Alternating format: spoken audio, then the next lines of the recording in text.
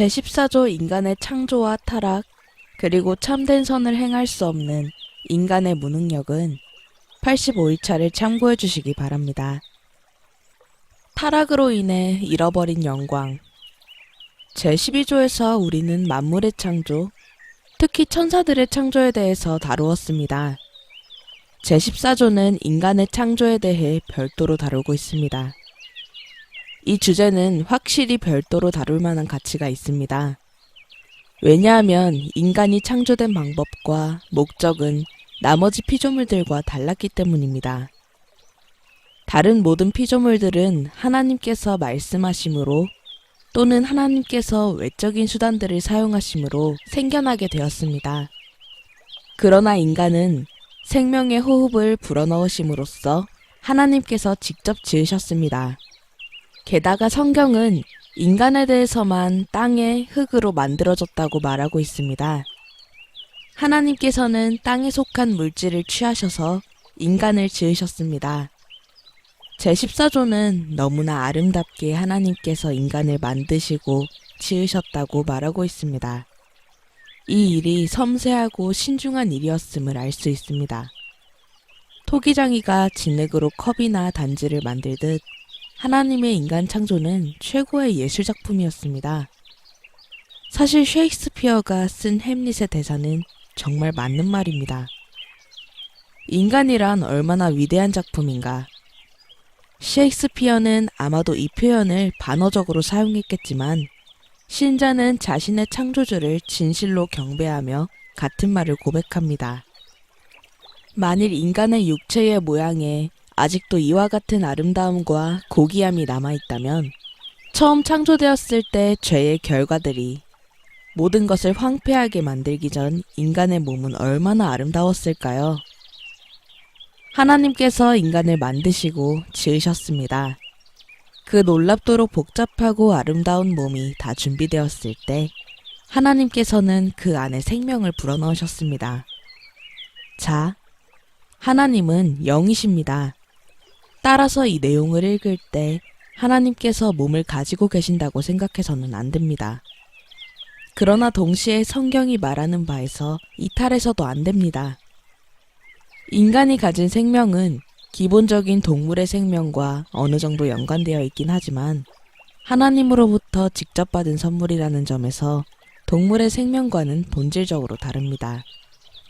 하나님께서는 자신의 생명을 아담 안에 불어넣으셨고 그렇게 인간은 생명이 되었습니다. 한때 아담 안에서 우리 것이었던 인간의 영광에는 훨씬 더 많은 것들이 들어있습니다. 우리도 다른 동물들과 똑같이 뇌를 가진 존재로 창조되었지만 주님께서는 인간들에게만 이성과 의지를 주셨습니다. 하나님께서는 우리를 이성을 가진 존재로 창조하셔서 우리가 추론하고 생각하고 분석하고 정보에 따라 결정을 내릴 수 있도록 해주셨습니다. 하나님께서는 또한 우리에게 의지를 주셨습니다. 의지는 이성으로부터 받은 정보에 따라 움직이는데 그 결과로 우리는 도덕적인 피조물입니다. 우리는 자발적이고 도덕적인 피조물로서 올바른 것과 잘못된 것을 분별하고 옳은 것을 선택할 능력이 있습니다. 하나님께서는 이 능력을 주심으로써 인간을 하나님의 형상으로 창조하셨습니다. 즉, 인간은 지식과 표현은 약간 다르지만 제14조는 뚜렷한 연관이 있는 내용을 고백하고 있습니다. 벨직 신앙 고백서는 타락 전에는 모든 일에 인간의 뜻이 하나님의 뜻과 일치되어 있었다고 말하고 있습니다. 이것은 하나님의 형상으로 만들어졌다는 것이 무엇을 뜻하는지를 확실히 보여주는 부분입니다. 매사를 하나님의 뜻대로 하는 것이 어떠한 모습이었을까 상상해 보십시오. 그때는 사람 안에 창조된 것 외에 다른 법이 필요하지 않았습니다. 인간이 지녔던 창조된 영광의 본질은 인간이 하나님과 하나라는 사실이었습니다. 거기에는 불화나 단절이 전혀 없었습니다. 인간만 그런 것이 아니었습니다. 전체 피조물이 하나님과 하나였습니다. 인간은 하나님과 나머지 세상 사이에 서 있는 존재였습니다. 그는 하나님의 종이었고 하나님을 대신하여 세상을 다스리는 왕이었습니다.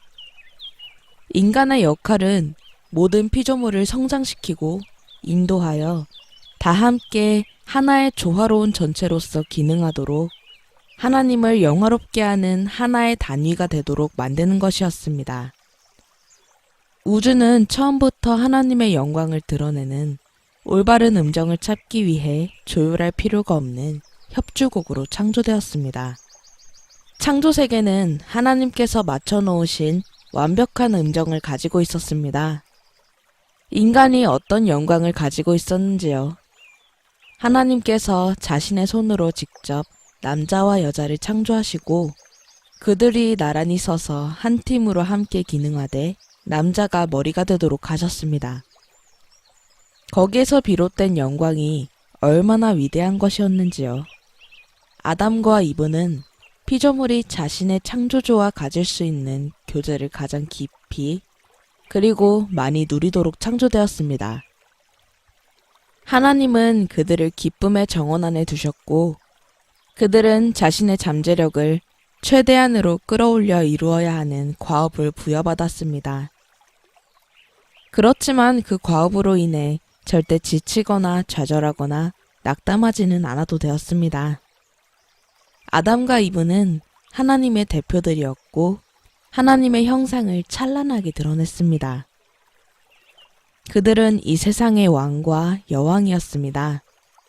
그러나 그들은 모든 것을 잃어버리고 말았습니다.